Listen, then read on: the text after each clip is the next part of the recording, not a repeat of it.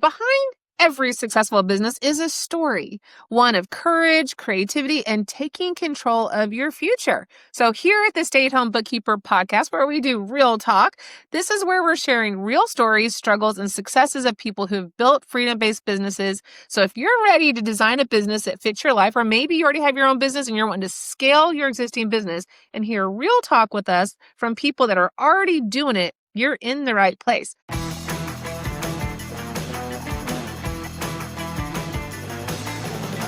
So excited today to have my dearest friend for over 20 years, Casey Eberhart. How are you doing today, Casey? I am so excited, Deanna. I'm just excited to be a part of this. Like it is, and it's just what I think is going to be really fun about today is I know normally we talk where there aren't cameras rolling. So the fact that we've Right. got cameras and microphones is like people are really going to kind of hear, I think, a really good sort of like what goes on behind closed doors. And so I'm super stoked and thrilled to be here. Well, why don't we start with tell us a little bit about you. Like you're I guess when people think of Casey Eberhart, everyone talks about he's the networker guy. And why is that? I mean, I know the answer, but why don't you tell everybody who is Casey and why is he known as the networking guy, the ideal networker? Yeah, so I'll tell you. I mean, it's an interesting. Well, let's just go back. I just want to set the scene for some context that since I was a kid, I've done nothing but really know how to buy, sell, build, advise, and consult companies. I don't know anything else. Right. And what I recognized early on, I was at an event and I wanted the guy on stage. I wanted what he had. Right. And it was actually the speaker after he got off stage. I basically pulled him aside and I was like, listen, like, you're the one making money. You're the one that's like got this whole thing. And he was like, listen, when you understand that this is all about whoever's in front of the room, whoever has the marker makes the money. And I didn't really understand that at first, but it was like, whoever has the marker makes the money. Whoever's in front of the room, whoever's got the command of the audience, that's where the influence and the money is. Right. And so I really like didn't set out to be some kind of networking person or anything. Quite frankly, I'm actually an introvert. I just become extroverted when I know and recognize and understand what the purpose of that is, which is to grow a business. And so I'm sort of an introverted extrovert. And so I would go to rooms and events and I'd look around and I would start figuring out like, oh, I met Deanna Rogers. Okay, who can I help Deanna Rogers get in front of? And then I introduce them, Deanna, to somebody over here, and then this person over here. And I just tried to stay in the middle of all of this. And what I found was over time, um, everybody kind of would come to me for resources. Hey, Casey, do you know somebody that does this? Or, hey, do you know somebody that I could get insurance from or that I could buy a house from? Or you seem to know everybody. And I just became very good and refined at understanding that that network fed me. And the faster and the more energy I put into building that network and the skill in generating that network and building that network and nurturing that network, the easier it was for me to go into a different niche or a different business or a different city or a different country to that matter and utilize the same skills and very quickly be able to put together a network. And so I think that's sort of where it started. It wasn't that I was like, oh, I really love getting up at 7 o'clock in the morning and going to a networking event. Or, I mean, nobody gets up excited to go to a networking event unless they've got like a barista and really good food, because everybody knows that you're going to go be sold to. So you have a bunch of people that are there selling, nobody's there buying. Well, here's the secret. Just go in and position yourself as a buyer and don't tell anybody what you do for a living. And you'll have all these people want to talk to you. And then you get to sort of look at that and go, okay, who are the people that are influential? Who are the people that I want to work with, and weed them out? I mean, I literally look at networking events and events as auditions. Right. So that's kind of how it started. And then just recognizing and understanding that what you appreciates. Right. Right. And so I appreciate the people that are in my life, the friends, the network that I have. And because of that, it tends to bring more people into the network. I love that. Well, here, one of the things at the Stay Home Bookkeeper Academy is we actually talk about how to go out and grow their business in networking. Like, get out Mhm. of your comfort zone and go out there and do that. One of the things that I know that you mentioned that you would share with us today was kind of a little bit about the 30-day or the 30 minutes a day growth plan. And that's really like, I think people get overwhelmed with the fact that they think it takes a long time and you have to just spend hours and hours a day. And yet you don't. You successfully do it yourself in 30 minutes a day. So I know you wanted to share that today. Can you kind of spill the beans on that and tell people how they can do that with just 30 minutes a day? Yeah. So here's the thing I recognize about stay-at-home bookkeepers, or really people that have busy lives, really, is that we get sucked into doom scrolling, right? We get sucked into, um, let me back up. Here's the thing. You're either a content creator or a content consumer. There is no in between. So if you are flipping through Instagram or Facebook, you're consuming other people's content. If you're posting and responding and being an active participant, then you are a content creators. Creators make money, consumers spend money. It's literally in the name, right? So what I did was I sat down and I was like, okay, if I was a stay-at-home bookkeeper, I know that on one half of the business, I've got to execute on the clients. I go and I bring on a piano teacher, or I bring on a small bank or a loan are going to do their bookkeeping. So I have to do all the bookkeeping. I have to execute on the stuff that I've actually sold. But how do you, in a very short amount of time, but very specifically, grow your client base? Right. And so that's where I started from, Deanna. So I put together this little thing. There's 10 things that you can do. And the idea of this is that all of these could be done in 30 minutes a day. And I broke it up into smaller bite-sized chunks because who knows? You may have got a baby that needs to be put down. You may have little Johnny that needs to go to a rehearsal somewhere. You know, your wife might be calling from work. You know, your husband might be late, whatever. So I tried to do these in really, really small things, but that you could do these in 30 minutes a day. So I'll just kind of rattle them off. I kept notes to keep myself on track. So if I'm looking down, it's because I'm looking at notes. So number one, and Deanna knows I do this all the time, it's a 5-minute reach out, right? 5 minutes a day, friend reach out. This is on your phone, is done via text. You just simply are sending out 5 minutes worth of outbound messaging to people who are already in your phone, checking in on them. How are they doing? Oh, I saw little Johnny had a piano recital. How did he do? Hey, I saw you at the church barbecue last week. You know, how did it go with your Aunt Sally Mae? Hey, I know you're Chuck in a truck or Billy with a banjo. You know, where's your next, whatever. Just pure outbound. We want to nurture the network that's already in your phone. Number two value posts a week. Okay. So I'm going to use Facebook as the example here, just because I believe that if I were a stay-at-home bookkeeper, the platform I would use is Facebook more than LinkedIn or more than Instagram. And we could go into a whole dissertation on why that. I think a lot of stay-at-home folks want to connect with people on both a personal and a business level. And so I think that Facebook I feel it's like more like a backyard barbecue. So there's kind of everybody there. So 2 value posts a week, short posts that either teach, inspire, or entertain your ideal clients. So if you're somebody that's niched down, then speak to them in their language. If you're a little bit more broad in who the clients are, then inspire them, show them what's going on. Okay. The 3x3 comment strategy. Okay. Comment on 3 people's posts in 3 different groups every day. So if you have, like, I live in North Hollywood, California. So I would comment on 3 people's posts in the North Hollywood events page, the North Hollywood business owners page, and a third group. Maybe it's a North Hollywood, nursing association page, whatever. I have 3 groups. Now here's a side note. Extra credit is when you comment on these posts.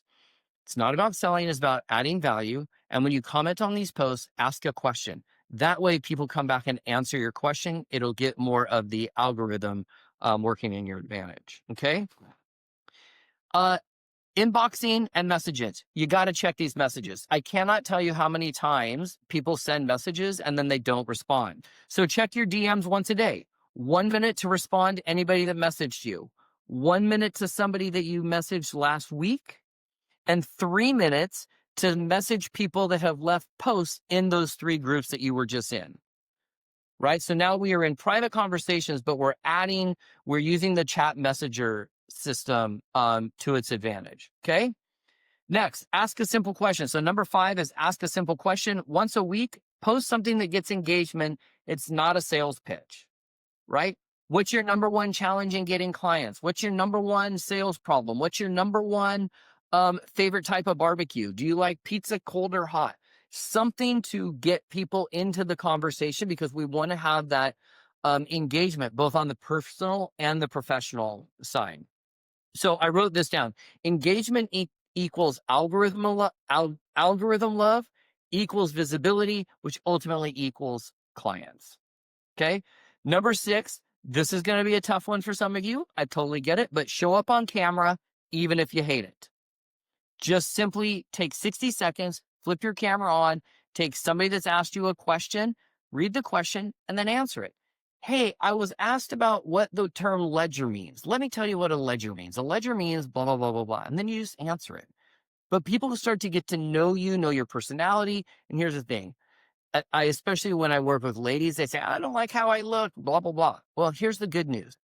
Make your husband or your wife take you out for dinner, get ready for the date, and then do your camera 60 seconds before you walk out the door. That way you don't have to do any extra work. Okay. Number 7 is I call the 15-minute collaboration. The 15-minute collaboration is you just team up with somebody in your neighborhood that does something similar. You come on, do a quick Zoom for 15 minutes and introduce each other to each other's business. That way they get a chance to introduce you to their audience. You get a chance to introduce them to your audience, and it becomes a great collaboration. This can be done in 10 or 15 minutes. Notice I'm not going deep in like it should be on YouTube and all that jazz. Like, let's keep this, I'm keeping this very, very high level here. Okay. Number 8 is one email, one offer. Just simply means that as you're building a little bit of an email list, you send one offer. Hey, I'm offering a free hour, or I'm offering maybe a 30-minute strategy session, or hey, if you want me to review your credit card processing, or hey, you want me to review your last bookkeeper statement. You want something that's a simple, one quick offer, and keep it short. Okay. This is not some big, long, drawn out thing. Just keep it short. Number 9 is use AI as your assistant. This does not mean that you have AI run your whole business. It's just to help leverage. Maybe it's a starting point. Like, I'm stuck. I don't know what email to send to my one offer. You can just say, hey, I've got 200 people on my email list. I want to send out a quick email in my own voice with one tip. Can you give me that tip and give me a script, right? And let them use that as a way, and then put your own verbiage in it, right? So I'll tell you one of the things I did. If you aren't using ChatGPT, I'm sure you're going to use some AI tool. Do a post on Facebook and say, here's a bunch of things people don't know about me, and rattle them all off.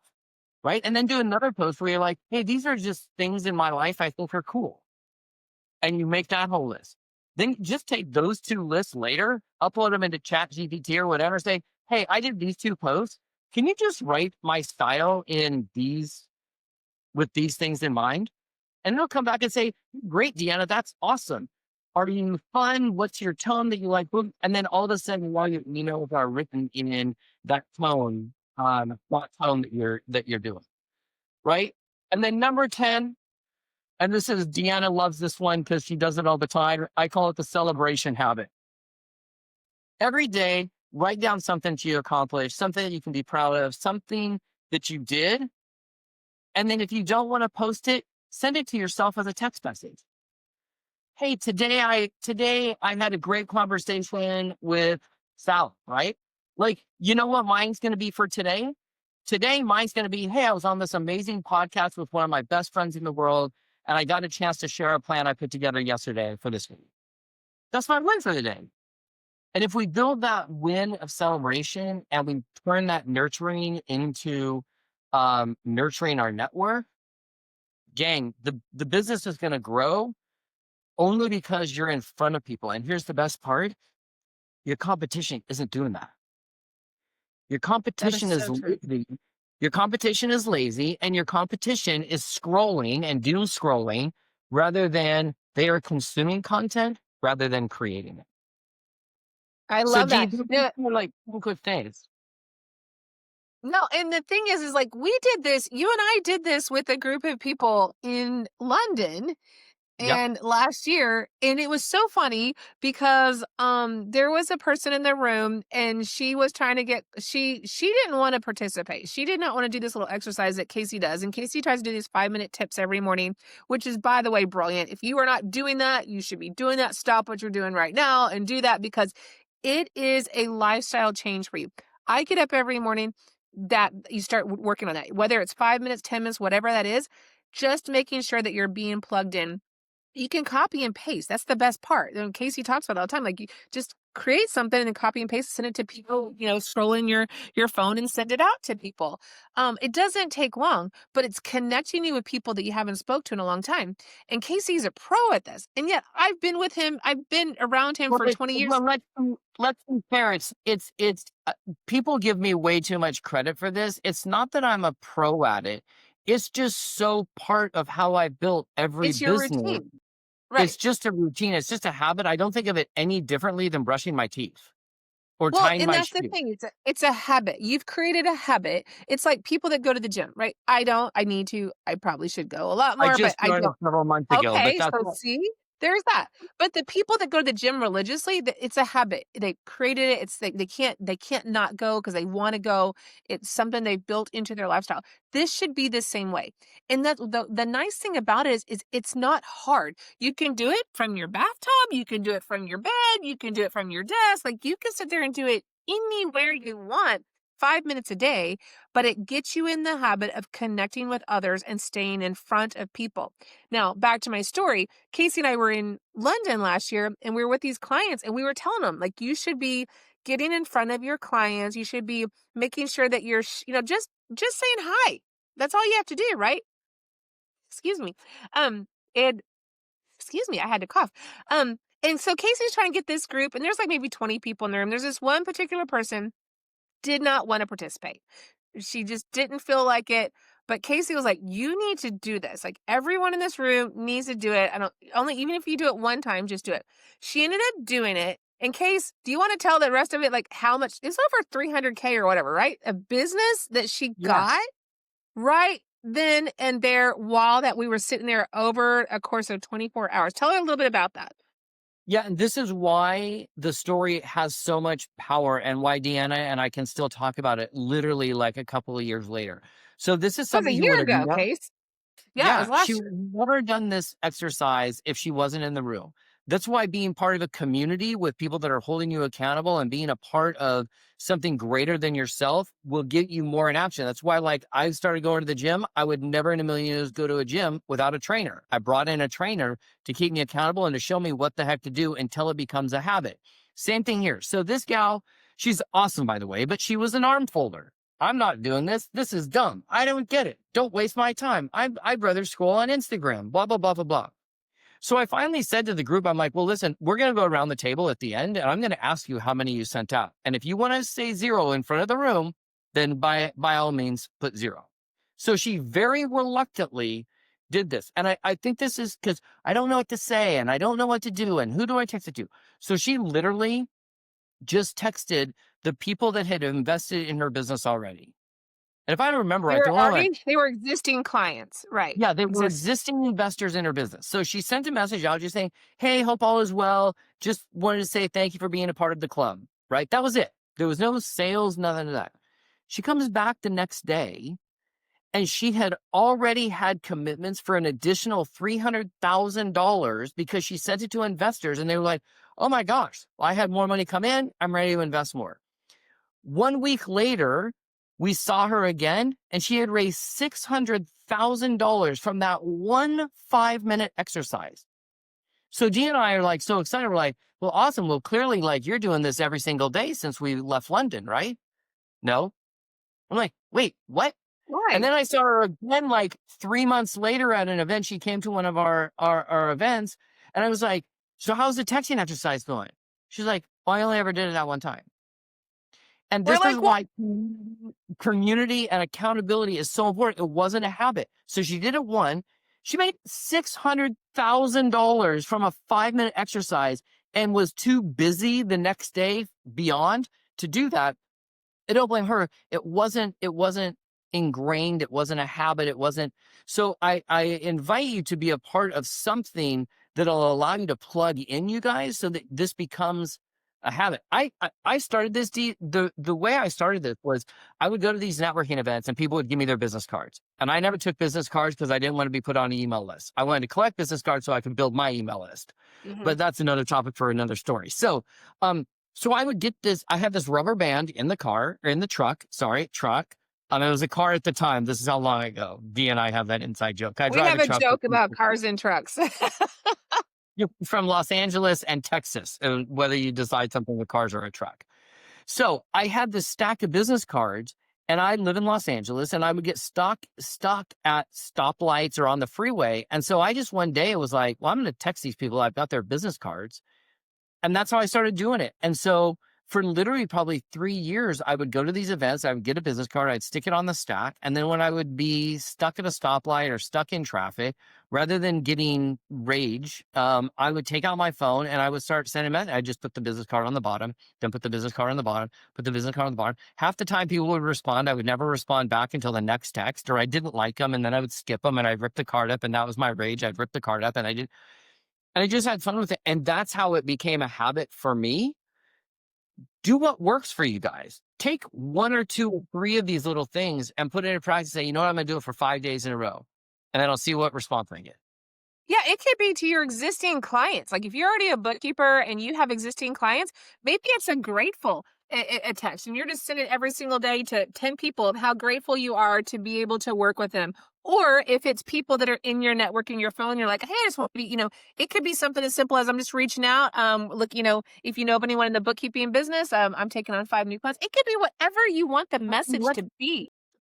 think of this, you guys. So let's say I'm a bookkeeper, right?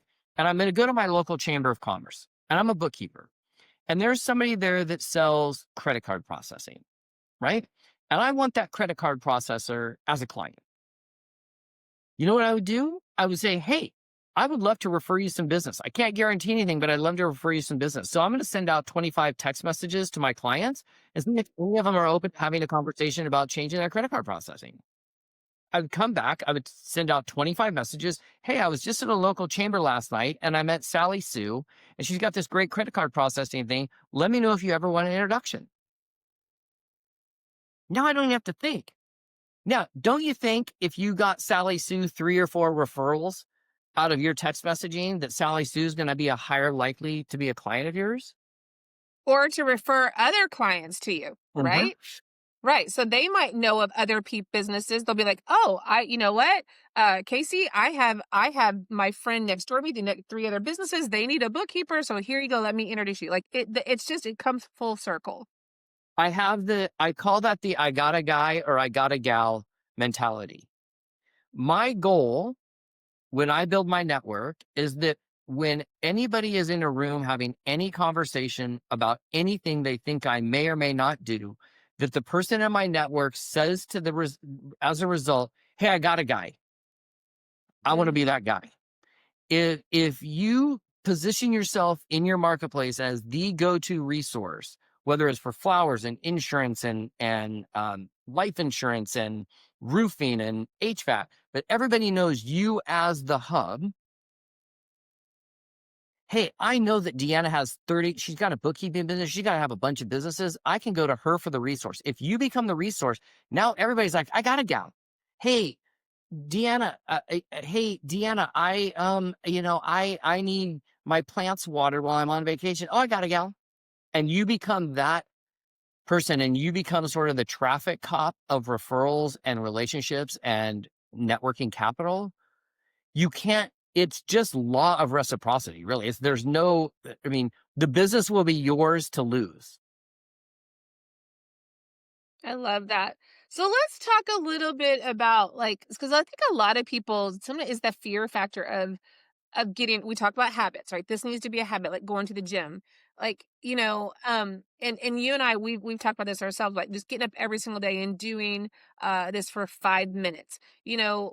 Um, I think that's easy for us to talk about. It's like every morning, just get up and 5 minutes, you do this, and that that's easy. But now you talked about like going to the networking event or a conference. I know you're very outgoing when you walk into a room and you've got a very different mindset. But what would you tell to the person that maybe is a little bit withdrawn or doesn't like going to networking events and doesn't like going conferences? What would you tell them to help put them in a state of being more open to these? Yeah, take the pressure off. Nobody wants you to sell them anything. So stop trying to go. Most people don't want to go to those because they're like, oh, I'm gonna have to sell something, and I gotta like there's so much pressure around it.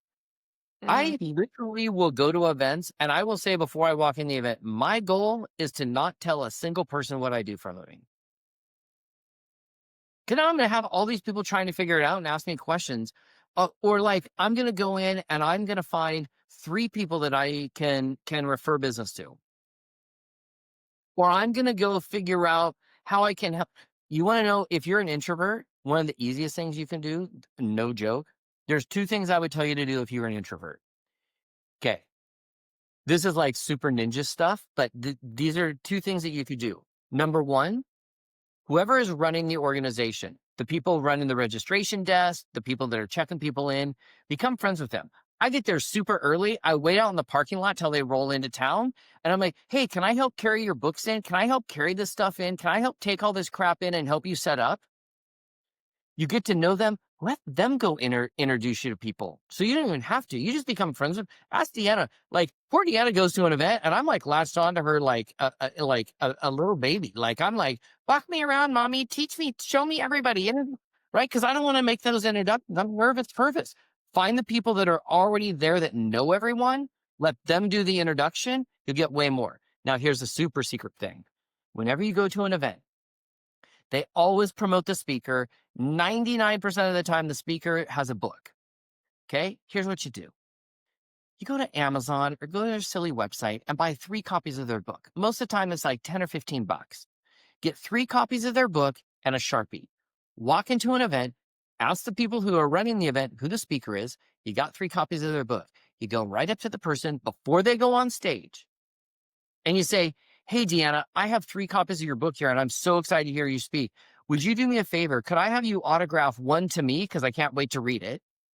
Number 2, I'd love to have you autograph 1 to my top client. She's going to absolutely love this. Make up a name if you have to.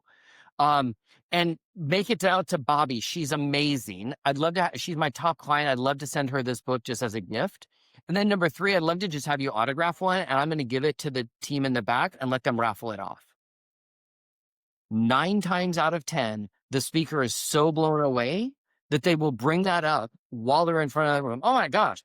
Like I showed up here today and Casey showed up with 3 copies of the book and he had me autograph it. Why? Because they're trying to sell their book. Right. So it gives them a perfect reason to talk about their book, tell them a story about the book. Oh, Casey showed up with 3. Oh, Casey, raise your hand. Oh, I'm right here. Now people are wanting to talk to you. Oh, how'd you think of that? That's so genius. How do I get you to bring 3 copies of my book? That's how you can leverage other people from the room, front of the room, introducing you, talking about you. So you don't have to do that. That's just if you're introverted. I love that. No, okay, I'm gonna go a little deeper here because I know you, but some of the people that maybe listen to this, they don't know you. So, and I know how authentic you are. So, how do you balance authenticity with intentionality though when you're building all these connections? Because that's hard, right? Right. But it's Because not I'm really hard. You think it's hard, but it's not really hard. I know that you do it so well. So, how do you balance authenticity with intentionality? I don't so I'll be honest, I don't like the word balance. So I Okay. start from language. I don't like the word balance because it creates an either or. I can either be intentional or I can be authentic, right? It's a binary thing. And it's this whole weird, how do you balance work and play? Well, I don't. I create a life that has work and play. The line between work and play is very, very thin. So I start with my intentionality is that I am always going to be authentic.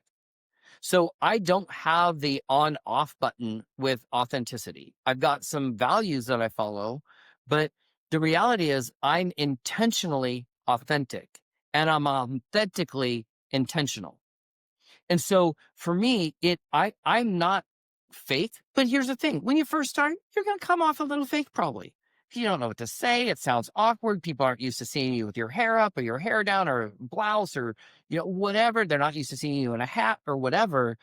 And that's because we have created personas of ourselves when we go to church or we go to networking events or we go to galas or whatever. And at the end of the day, we all pee. So, being authentic is really, really important. And I think sometimes you can be flawed in your authenticity. I always use this as an example, and I know Deanna was there for this. So I always use it as an example, but like, I probably don't have, it's right here. This is totally random. I happen to have this right here. This is my list of people that I'm intentionally not showing it. I wrote down a list of like 100 people that have influence, right? And I then went through it and I eliminated any name with a black marker that I couldn't get in one phone call, which was one person. Okay. Now I could get with them to 2 calls, but one person. By the way, just for the record, Deanna is number 2. But that's only okay. So here's the funny thing. I went up to Seattle last year and I happened to be seeing Madonna twice, back-to-back nights, right? I've loved Madonna since I was a kid, like everybody, and this was her big tour. So I literally drove to the Tacoma waterfront with my list of paper here. And I sent every single one of these people on this piece of paper a video text message from the Tacoma waterfront. And it went some version of, "Hey, Deanna, I'm up in Seattle on the Tacoma waterfront. I'm going to Madonna 2 nights in a row. So I came down the Tacoma waterfront and I just was thinking about you. I thought you were awesome. And I just wanted to reach out and say hi. Oh, look at this. Look at the waterfront behind me.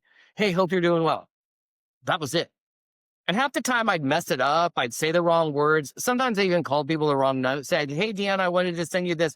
And oh, by the way, Roland, I was thinking of that," whatever it was. Or, "Hey, Bill, I'm talking to this over here." And Ryan was, half the time I'm like, "Oh my gosh, please forgive me. I'm doing like 100 of these things and they're terrible. So you're just next on the list."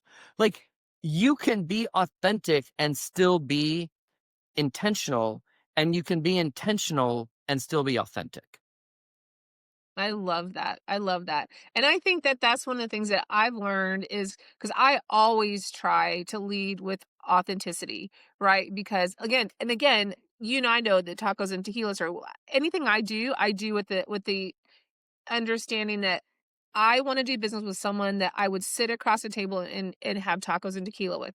I want to do business with people that I like, people, and I want to make sure that they feel treated fairly and that I'm authentic and genuine. Because if you're sitting down at dinner or lunch with someone, you don't want to do that with someone that's fake, right? You're being authentic. You're having real conversations. You're talking about your children or your business or your work or whatever it is.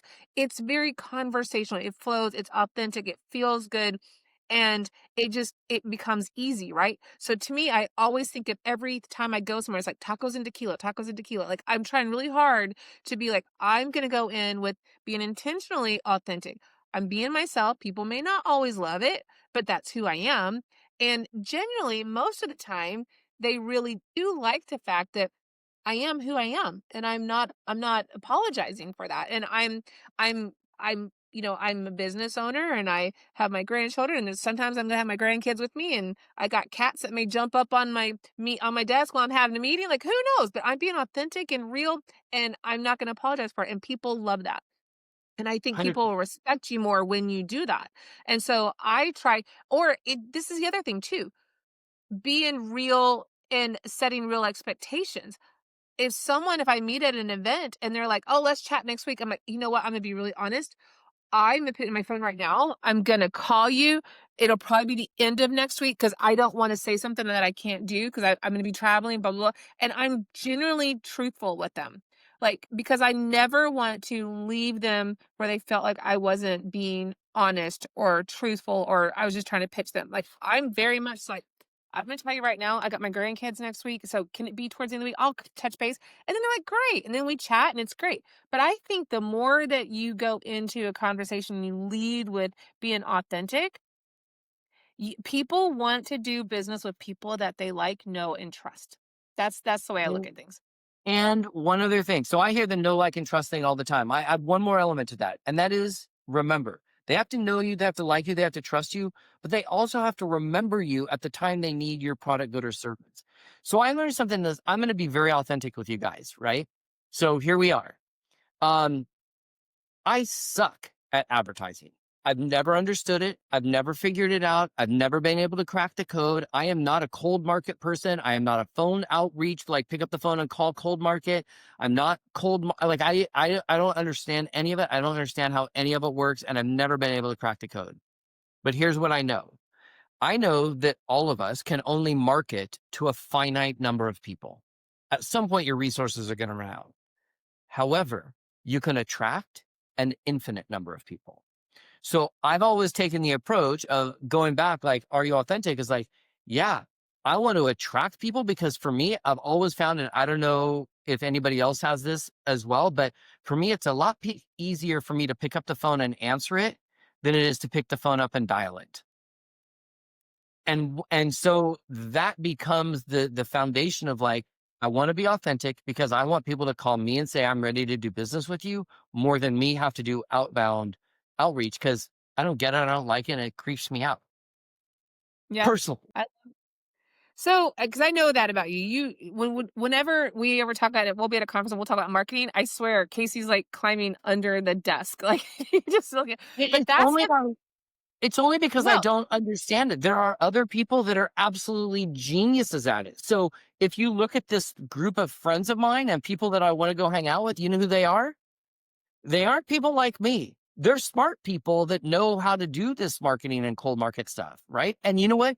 I think most of them would say the same thing. Like, I don't know how to have somebody pick up the phone and call me. Like, I'm so good at this outreach and this cold market thing and crafting a message and crafting the journey and all. I hear all of that stuff. I'm just like, what?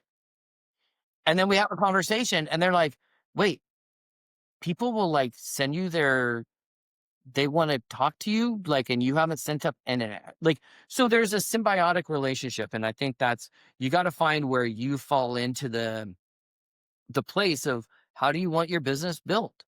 My business, my deal flow, when I look to acquire businesses or my businesses that I have pieces of, I want people to call us that know, like, trust, and remember us. So I don't have to do any of the selling. yeah, I want I love that. Yeah. Well, and I was just going to say, people have heard my story when I talk about life fitting, right? Like for me, marketing is all about life fitting. I talk to people in my everyday life, whether I'm going to the store, whether I'm going to the hairdresser, the dentist, whether I'm going to the auto shop, whatever that is. Like to me, it's life fitting. And I think when you just get in that habit of just talking about what you do in your everyday life, marketing's not scary at all. And that's actually what networking is, y'all. You don't have to be networking actually in a conference or at a place. It can be that you're talking to people at your kid's school or at a grandkid's school function. Or my husband and I went to a festival the other night at a school function for our grandkids. And we met more people in the business space because we were sitting there talking about our grandkids. That wasn't planned. We were going to support our grandchildren. But it ended up being an amazing opportunity for our business because we were everyday, like we were just talking about what we love. And so when you go into talking about your bookkeeping business and what you love at your everyday activities, you will find that life fitting, that networking becomes so natural. That is where it becomes authentic and becomes so easy. And so I think that's kind of what we were trying to circle here with. And man, Casey, I could just talk to you for hours. You're Well, awesome. let me just, because I think this is a real life example. Like, I'm just sitting here while you were saying that. I'm like, this is why Lifeatine is so powerful, because what ends up happening is you rely on your friends and your friends rely on you, and that becomes a quasi business relationship. Deanna is one of my best friends in the entire world, right? I lost my bookkeeper. Literally this happened like 3 weeks ago. I found out my bookkeeper was not actually keeping track of my books. It's a whole disaster. It's just got me needing to take a Xanax every night. Like, the whole thing has got me so stressed. I literally was like, who do I know? Because I'm not going to go to Google and search bookkeeper near me.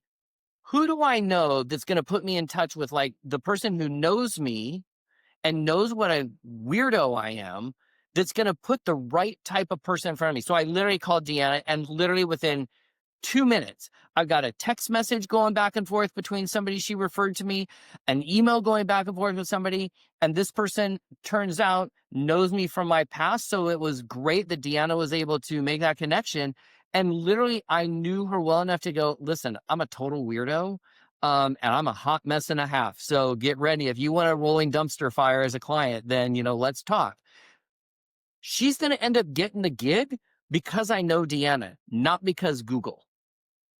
Right. And that's the power of people knowing and being able to refer. And so whether or not you like again, life fitting, telling people what you do and being excited about it and sharing it with everyone that you meet, because you never know who those people know. It's all about the domino effect. It's all about that connection web. And so I just want to encourage you. And that's why I wanted to bring Casey on here today, is because Casey is truly, truly the networking king. And I have so much mad respect for him in this space.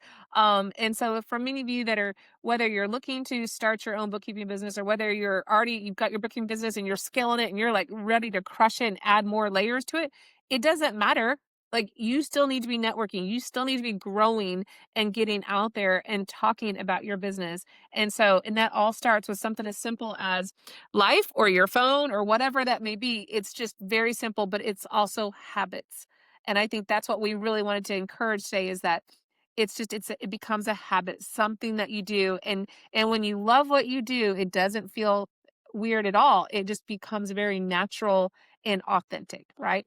Casey, is there anything else that you would like to share with everyone before we wrap up today? I just want to say a huge thank you to not only you, but everybody that is in the academy or learning how to um, build a business and life at the same time. There's so many things going on that you having the ability to create a system and a support structure and a service that helps businesses keep organized is amazing. And so I just want to say thank you to all of you that are listening, and also to Deanna and the entire crew that helps put together a community that brings y'all together and helps each other stay accountable, try new things, figure out what's working today, and be able to help cross-pollinate that in other areas of life. So I'm so honored and thrilled to be here. And Deanna, if there's anything I can do for anybody in the community, please, you guys, don't hesitate to reach out. I'm not that hard to find. And if I am, I got a whole nother problem.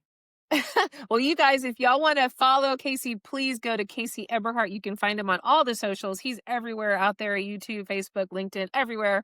So go follow my friend and Casey Eberhart. He is definitely can share more about connecting. Thank you again, Casey. I love you. You are truly, truly incredible. Thank you for sharing today. Awesome. Thanks, Deanna. Uh, Awesome. Well, thanks for tuning in to the Stay at Home Bookkeeper podcast. Remember, your dream business starts with just one simple step. You've got the skills, you've got the drive. Now go turn it into that freedom. So take action. I want you to really focus on this week. Take action and maybe do one thing. I want you to, whether it's going out and going to a networking event or maybe doing the 30 minutes a day, whatever that is, I really want to encourage you to take one action this week and make that work for you. And then we'll see you on the next episode of the Stay at Home Bookkeeper podcast. Bye, everyone. Bye, everyone.